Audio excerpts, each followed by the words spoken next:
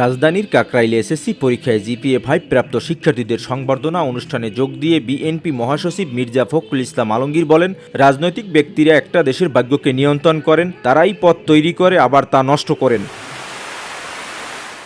এ সময় বিগত আন্দোলনে শিক্ষার্থীদের ভূমিকা প্রশংসা করে দেশ গঠনে তরুণদের প্রতি আহ্বান জানান তিনি। ভবিষ্যৎ তোমাকে ডাকছে।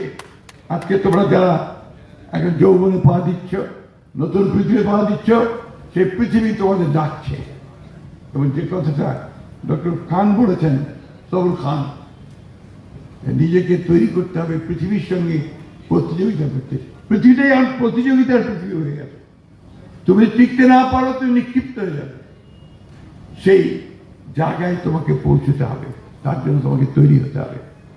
আমাদের দুর্ভাগ্য যে আমাদের দেশের শিক্ষা ব্যবস্থা সেই রকম তো নয়, বরঞ্চ অত্যন্ত নিম্নমানের।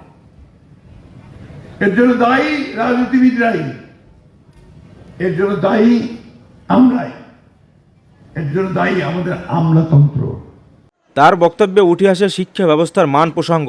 বলেন, দেশের শিক্ষা ব্যবস্থা ধ্বংসের পেছনে দায়ী রাজনীতিবিদ ও আমলাতন্ত্র।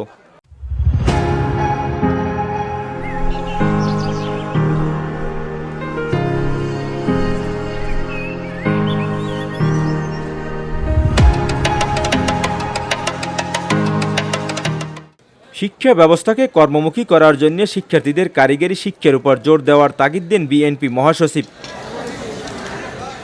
সোহাবুল ইসলাম, বিউডি বাংলা, ঢাকা।